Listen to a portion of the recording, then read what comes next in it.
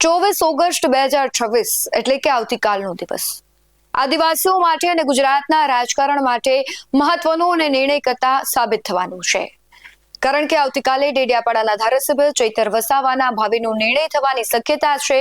કારણ કે આવતીકાલે ફરી સુનાવણી થવાની છે. ત્યારે સવાલ એ થાય કે શું ચૈતર વસાવા આવતીકાલે જેલની બહાર આવશે? શું ચૈતર વસાવા આવતાની સાથે જ પક્ષ પલટો કરશે? પક્ષ પલટો કરીને અલગ પાર્ટી બનાવશે કે પછી ભારતીય જનતા પાર્ટીમાં જોડાશે કે પછી ચૈતર વસાવા આપમાં જ રહેશે? અને જો ચૈતર વસાવાનું જેલવાસ લંબાય છે તો પછી એમના રાજકીય ભવિષ્યનું શું થશે? બીજી તરફ સૌથી મહત્વનો નિર્ણય એ પણ થવાનો છે આદિવાસીઓનું જે જળ જમીન અને જંગલનું જે ખેડાણનો મુદ્દો છે. દાદા આવતીકાલે વિદેશ પ્રવાસમાંથી પરત ફરી રહ્યા છે એટલે આવતીકાલે તે મુદ્દે પણ મહત્વની બેઠકો થઈ શકે છે અને નિર્ણય લેવાઈ શકે છે. એટલે કદાચ આવતીકાલે છે આદિવાસીઓ માટે મહત્વનો દિવસ સાબિત થવાનો છે. કારણ કે એક બાજુ ચૈતર વસાવા છે, બીજી બાજુ છે સરકાર છે. આદિવાસીઓનો જે ખેડાણનો મુદ્દો છે તેને લઈને મહત્વના નિર્ણયો લઈ શકે છે. વાત કરીશું પોલિટિકલ એનાલિસિસમાં આદિવાસીઓની અને ચૈતર વસાવાની સાથે જ સત્તાધારી પક્ષના નિર્ણયની. નમસ્કાર, ગુજરાત BS9 TV ન્યૂઝમાં આપની સાથે હું છું ભગવતી વિશાવડિયા. છેલ્લા ઘણા લાંબા સમયથી આદિવાસી બેલ્ટ સતત ચર્ચાનું કેન્દ્ર રહ્યું છે. કારણ કે એક બાજુ સાગબારા અને ઉમરપાડાના આદિવાસીઓ ખેડૂત છે જે જમીન સંપાદનનો મુદ્દો છે તેને લઈને છેલ્લા 15 દિવસથી લડત આપી રહ્યા છે.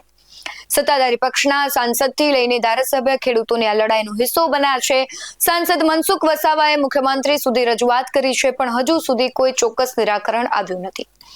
વિપક્ષની વાત કરીએ તો કોંગ્રેસના અમિત ચાવડા, અનંત પટેલ, તો બીજી બાજુ આપના નિરંજન વસાવા અને ચૈતર વસાવાના પત્ની સહિતના લોકો આંદોલન પર બેસેલા ખેડૂતોને મળ્યા હતા અને આશ્વાસન પણ આપ્યું હતું. ખોપી ગામે હાલ પણ રાજકીય અને સામાજિક આગેવાનો મેદાને છે. ક્યાંક એવું લાગી રહ્યું છે કે જો આવતીકાલે અથવા આગામી 2 થી 3 દિવસમાં ખેડૂતોના પ્રશ્નોનો નિર્ણય નહીં લેવામાં આવે, નિરાકરણ નહીં આવે તો આદિવાસી નેતાઓ અને સામાજિક આગેવાન સહિત જે ખેડૂતો છે એ મોટું આંદોલન કરી શકે છે. પણ બીજી તરફ ચૈતર વસાવાની ખોટ આદિવાસીઓને ચોક્કસથી વર્તાઈ રહી છે. કદાચ જો ચૈતર વસાવા જેલમાં ન હોત તો આદિવાસીઓના આ પ્રશ્ને સરકાર સામે લડીને પ્રશ્નનો ઉકેલ લાવવાનો મહત્વનો પ્રયાસ તે કરી રહ્યા હોત.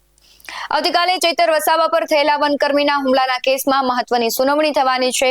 એ પહેલા છેલ્લા ઘણા દિવસથી એવી ચર્ચાઓ શરૂ થઈ ગઈ છે કે શું ચૈતર વસાવા પક્ષ પલટો કરશે? અને આ ચર્ચાએ વેગ ત્યારે પકડ્યો જ્યારે વડોદરા સેન્ટ્રલ જેલમાં આપના સંયોજક અરવિંદ કેજરીવાલ અને ભગવંત માન તેમને તાબડતોડ મળવા પહોંચ્યા હતા. તેમની આ સૂચક મુલાકાત સૂચવે છે કે અંદર ખાને કંઈક મોટું રંધાઈ રહ્યું છે. ભૂતકાળમાં આપના નેતા જેલમાં જે ગયા હતા, જેલની બહાર આવતાની સાથે પક્ષ પલટો કરી સત્તાધારી પાર્ટીમાં જોડાયાના દાખલા છે. એટલે આપને હજુ પણ એક પ્રકારનો ભય તો ખરા જ કે જો ચૈતર વસાવા જેલમાં જાય છે તો આપનું અસ્તિત્વ આદિવાસી બેલ્ટમાં પૂરું થાય છે. બહાર આવતાની સાથે પક્ષ પલટો કરે છે તો આદિવાસી બેલ્ટમાં આપનું અસ્તિત્વ શૂન્યની નજીક પહોંચી ગયું છે. સાથે તેમના રાજકીય ભવિષ્ય માટેની ચર્ચાઓ પણ થઈ હોવાની શક્યતાઓ વર્તાઈ રહી છે. કારણ કે ભૂતકાળમાં રાજુ કરપડાના કેસમાં થયેલી ભૂલ આપના દિગ્ગજ નેતાઓ કદાચ ચૈતર વસાવાના કેસમાં ન થાય એનું પૂરતું ધ્યાન રાખી રહ્યા છે. કારણ કે આપની એક ભૂલ એના સુપડા સાફ કરી શકે છે. એક એ સત્ય છે કે છેલ્લા કેટલાય સમયથી આદિવાસી બેલ્ટમાં ભાજપ પોતાનું વર્ચસ્વ જમાવવા માટે ચૈતર વસાવાને ભાજપમાં લાવવાનો પ્રયાસ કરી રહ્યું છે. શામ દામ દંડ ભેદ બધી જ જે નીતિઓ છે સત્તાધારી પક્ષ તરીકે તે ઉપયોગ કરી રહી છે ચૈતર વસાવાના પક્ષ પલટાના પ્રયાસો માટે. અને સત્તામાં હોવાનો લાભ ભાજપ પૂરેપૂરો ઉઠાવી રહ્યો છે, એમાં બે વાત નથી. જેમ રાજુ કરપડા લડાયક નેતા હતા અને તેને જૂના કેસોમાં મોટી સજાના ડરથી ભાજપના વોશિંગ મશીનમાં ફેરવાઈ અને તેને ભારતીય જનતા પાર્ટીમાં લઈ જવામાં આવ્યા, એવા જ પ્રયાસો ક્યાંક ને ક્યાંક ચૈતર વસાવામાં થઈ રહ્યા હોવાના લોકમુખે ચર્ચા અત્યારે થઈ રહી છે. એમાં શંકાને કોઈ સ્થાન પણ નથી. પણ ચૈતર વસાવા માટે કહેવાય છે કે નીડર અને લડાયક નેતા છે. એ જેલથી ડરતા નથી, પણ જો લાંબા સમય સુધી એ જેલમાં રહે છે તો ચોક્કસ તેનું રાજકીય ભવિષ્ય દાવ પર લાગે છે. કારણ કે ખૂબ લાંબો સમય લોકોની વચ્ચેથી દૂર રહેવું કોઈ પણ નેતા માટે નુકસાનકારક સાબિત થઈ જતું હોય છે.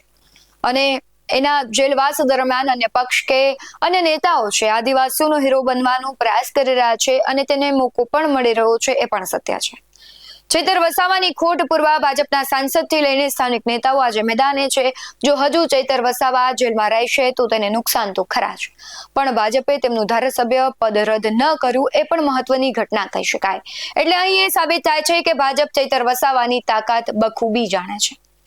જો ચૈતર વસાવા જેલમાંથી બહાર આવતાની સાથે જ ભાજપમાં જોડાય અને અન્ય પાર્ટીમાં જોડાય છે તો પછી પોતાની અલગ પાર્ટી બનાવે છે તો ચોક્કસથી ભાજપ અને આપને મોટું નુકસાન થવાની શક્યતાઓ દેખાઈ રહી છે. પણ આ બધાની વચ્ચે મહત્વનો નિર્ણય આવતીકાલે લેવાશે. જો ચૈતર વસાવાના જામીન મંજૂર થાય છે તો રાજકીય રીતે અને સામાજિક રીતે ગરમાવો આવશે.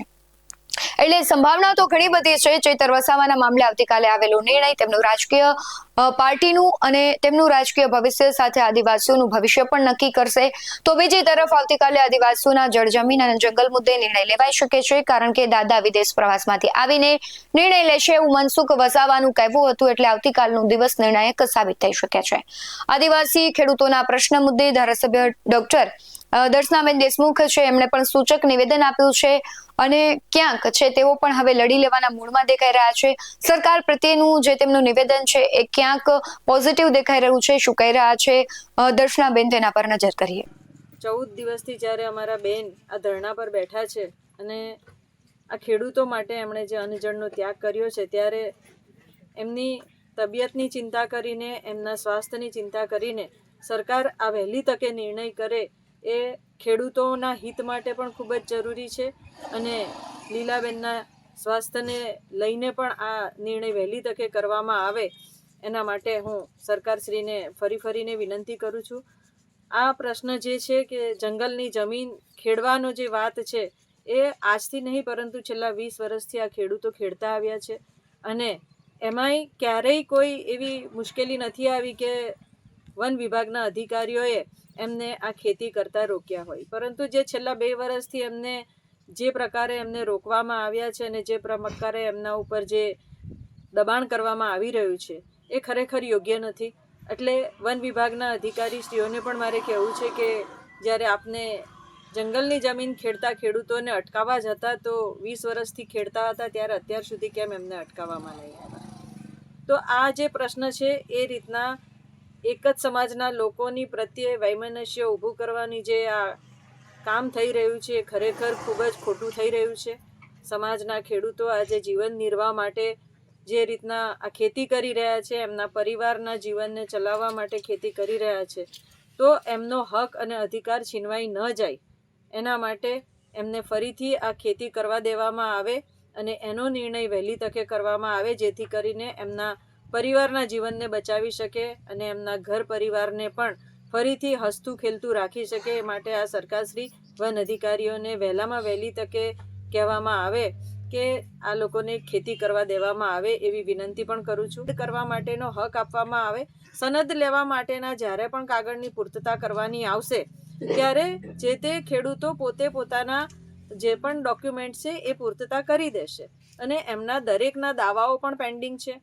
તો એ બધી વિગતોને લઈને જે બી સનદો માટેના દાવાઓ પેન્ડિંગ છે એ પણ વહેલામાં વહેલી તકે પૂર્તતા કરીને એમને પણ પૂર્ણ કરવામાં આવે અને ખેડૂતોને જમીનની સનદો આપી દેવામાં આવે, જેથી કરીને એમને પણ સરકારશ્રીના જે લાભ મળવાના હોય એ લોકો લાભ મેળવવાને પાત્ર છે તો એ લોકો એ લાભ પણ મેળવી શકે.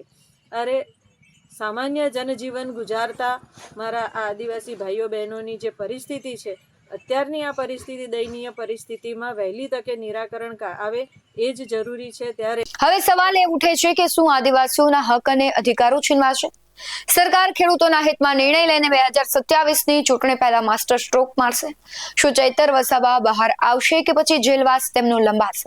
પણ આવતીકાલે રાજકારણમાં મોટા ઉલટફેરના એંધાણ પણ દેખાઈ રહ્યા છે. આ બંને નિર્ણયો છે એ સાબિત કરશે કે આદિવાસીઓનું ભવિષ્ય શું છે, ચૈતર વસાવાનું ભવિષ્ય શું છે. જો જેલની બહાર નથી આવતા તો પછી ક્યાંક ને ક્યાંક ઘણા બધા સવાલો છે તે જન્મ આપશે. અન્ય પાર્ટીઓ માટે પણ મહત્વનો આખો સમયગાળો રહેશે અને જો જેલની બહાર આવે છે અને કોઈ મોટો નિર્ણય લે છે તો એ પણ આમ આદમી પાર્ટી અને આદિવાસીઓ માટે ક્યાંક ને ક્યાંક મહત્વનું સાબિત થવાનું છે. હાલ પોલિટિકલ એનાલિસિસમાં બસ આટલું જ. તમારું શું માનવું છે કમેન્ટમાં જરૂરથી જણાવજો. બાકી આવા જ વધુ અહેવાલો સાથે ફરી મળતા રહીશું. તમે અમારી યુટ્યુબ ચેનલને સબસ્ક્રાઇબ કરવાનું, અમને ફેસબુક અને ઇન્સ્ટાગ્રામ પર ફોલો કરવાનું ભૂલશો નહીં. બાકી અમને અપડેટ્સ મેળવવા માટે આપ જોતા રહો BS9 ન્યૂઝ. નમસ્કાર.